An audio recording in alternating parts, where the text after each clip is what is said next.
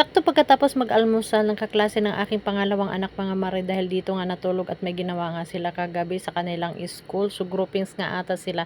Dumating naman itong kaklase ng aking panganay at may gagawin din daw silang groupings. No, namomroblema si CJ. Dami nyo daw. Kakain na kayo? Natatawa nga ako dyan mga mare kasi sinasabihan na nila akong, "Hi mga mare." Mga followers ko rin pala sila mga mare at pinapanood din pala nila yung mga videos. Kaya pag nakita nyo itong mga mare, i-share nyo na yung mga videos nyo at nang makita ang inyong mga mukha. Ayan, paalis na sila. Nag-request pa siya si Kathleen Gang ng patidas na kotse. Ito portrait, mahaba. Magbalik-balik po kayo? God, sabi niya, pati daw sa kotse. Yung kutsi natin Babalik kayo?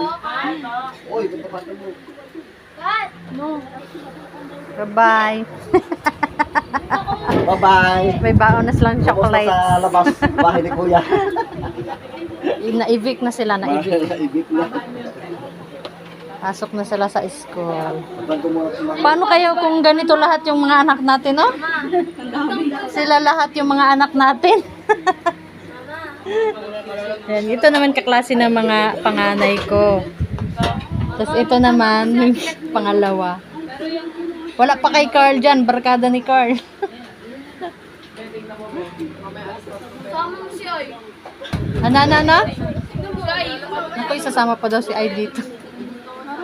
At dahil hindi pa nag-almusal yung kaklase ng aking panganay mga mare, kaya nilutuan ko muna sila ng maling. At buti na lang mga mare, maaga akong gumising niyan kasi yung pinaglutuan ko nga yung aking pangalawa ng almusal kasi nga aalis sila papuntang school. Naubos na nga yung niluto kong ham kanina mga mare, itlog at saka yung buluni, kaya ito na lang yung pinagluto ko sa kanila or niluto ko sa kanila na maling. Buti na lang talaga mga mare nakapag grocery ako kaya may nakain sila. At habang naghihintay nga sila mga mare, kaya binigyan ko muna sila ng mga chocolates dahil nakita rin pala nila nung mga videos ko nung nakaraan na namili nga kami sa SNR. Kaya tuwang-tuwa nga sila mga mare dahil nakatikim na naman daw sila ng chocolates.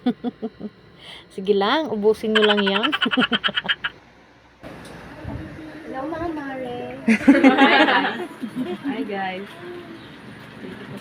Hi guys, ayan, nakatikim sila ng chocolates. i-share mo lang sa kanila.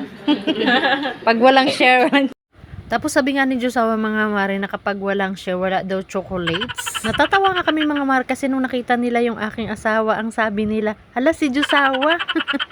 At ito na nga yung niluto kong mga maling mga mare, kaya malapit na rin matapos yan. Tapos ito nga yung mga natira kaganina na inalmusal ng classmate ng aking anak. Tapos nagpabili nila rin para ako ng manok ng aking Josawa para tanghalian nila ititinulay yan. Kaya na mga anak. Mga anak ko lahat.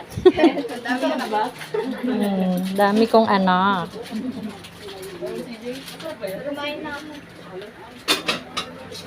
Alat dito ang alat na naluto. Ano? Alat daw po. Ito kasi ulam ko. Dami mo lang Iyak na yan.